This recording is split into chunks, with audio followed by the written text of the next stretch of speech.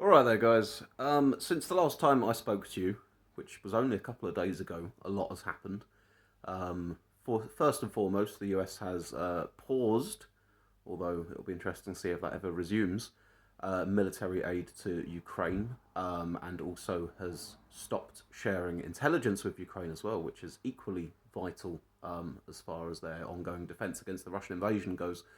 And by all appearances, this has been done with the intent of Trump to force uh, Zelensky into agreeing to essentially whatever's put in front of him, be that a minerals deal, be that a ceasefire, be that a peace deal with the Russians, or whatever, really. I hadn't expected it to go this far this quickly. It had been in my mind that that may be an option that Trump would resort to ultimately withdrawing military support for Ukraine, but I really hadn't thought it was going to come so soon. The trouble is, from Ukraine's perspective, is that we, as Europe, UK, Europe, everyone else, cannot easily fill in the gaps left by the US. Not quickly, at least. You know, we're talking about needing to seriously ramp up a manufacturing base of more weapons and ammunition and all sorts of other things. It's not something that we can step into that gulf particularly quickly. Now, a lot of the efforts that have been made by Keir Starmer and Emmanuel Macron in the past week or two have been trying to encourage Trump to offer some security guarantees, to be the backstop, as they say. Essentially, that if there is a peace deal, ultimately an end to the war, that the US is there to back up whatever forces are there to defend Ukraine against further Russian invasion.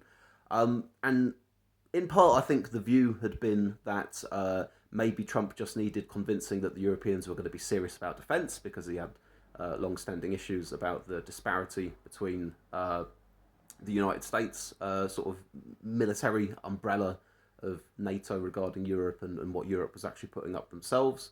That had been part of the mindset maybe to go, oh, if we can just convince Trump that we're going to be really serious now, he might come back and join us on this. However, the trouble is that that is assuming that that is the motivation of Trump in all this to a degree. If it truly is the case that Trump is, you know, completely turning his back on Europe, either, at best disinterested in the fate of Europe, or at worst, actually wanting to see things go particularly badly for his former allies, then that approach just isn't really going to help, because Trump, for all intents and purposes, is now aligned with Russia in regards to the Ukraine war, and that will mean that whatever guarantees Trump were to make, whether he made any or not, could probably not be trusted. And if push came to shove, he could just as easily renege on anything that he'd said he was going to do. So it's an incredibly tricky situation right now, to put it mildly. I think Emmanuel Macron has made a speech. I've not seen it yet, but I've just seen an excerpt, like a little quote of it, that basically says, we want to believe that America will continue to be our allies in these kinds of matters, but we need to prepare for if they're not. And that kind of echoes what the incoming new Chancellor of Germany had said after his election. I've said stuff along similar lines in streams recently, that it's very much the pragmatic thing to do to prepare for the United States being an adversary rather than just an unreliable ally. And everything appears to be moving in that direction at the moment. Now, as I've said before, I've very much understood the rationale behind Keir Starmer continuing to make overtures towards Trump to try and act as the bridge between Trump and Europe, because it makes sense that in the position that you're in, you make every effort to be able to know that you've done everything you could have done, and certainly having the US on side is an incredible asset.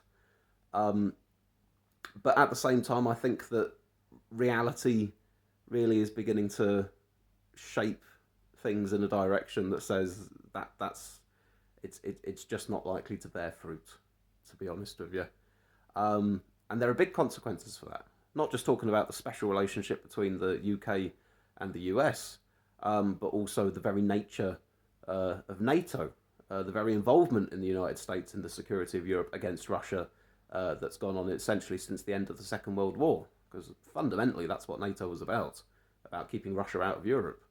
Um, and if you've got a person in the White House now that's actually quite friendly to Russia and Vladimir Putin, and actually doesn't seem to be quite so fussed about what ends up happening in Europe, then there's some serious trouble there. There really is. So, of course, our leaders have been making whatever attempts they can to cling on to the idea that these kinds of alliances still exist and America could still be an ally that can be won round. And, you know, I can't sit here and sort of declare, oh, that they are now an enemy of ours and the right thing to do is to treat them as an enemy and all the rest of it, because again it's not that's not the pragmatic thing right now. The pragmatic thing, even if we are, or at least behind closed doors, the leaders of our country are saying, yeah, you know what, the United States are actually they're actually trying to fuck all of us. To say that publicly and to engage in hostility from our side is going to accelerate the speed at which America fucks us. to put it in those terms, I suppose. And I'd like to be wrong on this, and I'm not certain that I'm right. And indeed, it is perfectly possible to me that if there are things that Trump views to be in his self-interest or America's interest as he sees it, that also mutually benefit us, then we can work together on some things. That's possible. But big picture stuff, Western liberal democracy, the defence of Ukraine, NATO, that stuff's all really in question right now. And each day that passes, more and more indicators to me seem to look like Trump's really not interested in all of that. And the sooner we all realise that, the better. As I say, I'd very much like to be wrong about that, but that's how things appear right now. So it's a terrible situation for Ukraine at the moment as well, because I think Zelensky is in all likelihood going to be either he's bounced into agreeing to whatever's put in front of him because of the pressure from America by withdrawing all their support, because they know that Europe can't fill the gap quick enough, and in that case he's forced into a potentially very shoddy peace deal. And then it's the question of what security guarantees can be put in place to try and stop Russia from coming back again at some point. And again, we can't necessarily rely on the Americans to help us with that either. Or if whatever's put in front of him, he simply decides, you know what, all of this pressure that's on me, I still can't agree to what's there, then you're faced with the situation of Ukraine fights on without the support of America for this war, having to rely on Europe, and it will take a while for us to get in a place where we can fill the gap of what America's been offering. It really will. The absolute worst case scenario, I don't know, America starts being overtly more friendly to the Russians, with getting rid of sanctions, restoring economic ties. God knows what else they might do, which obviously isn't going to help our side of all this either, is it? So I don't know. As I've said to you guys a few times in recent weeks, I'm trying to navigate my way through all of this. I've got instincts about how I feel about things, but there's a lot of competing ideas at the moment about exactly what the state of play is, exactly what Trump's game plan or allegiances are. And it's very hard to tell from where I'm sitting precisely what the correct interpretation of things is. But I think broadly I've laid out to you where I think we're at the moment, which is that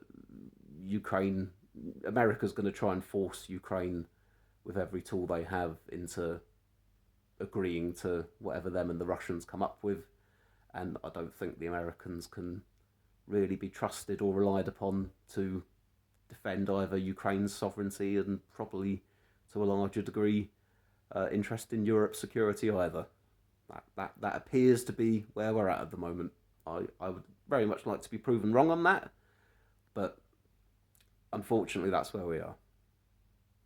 And also there's the tariffs that they've launched now on Canada and Mexico and China. That's the thing. But then also apparently some of those may be rowed back on. This is how fast moving things are, isn't it? I don't speak to you for 2 days, and I have to tack tariffs on to the end of this little video as just a quick. Oh yeah, and by the way, possibly a trade war beginning now as well. But there we are. I mean, the reason that I've recorded this video in part is because I'm having less and less of a desire at the moment to want to do streams and to be talking about this for really long amounts of time.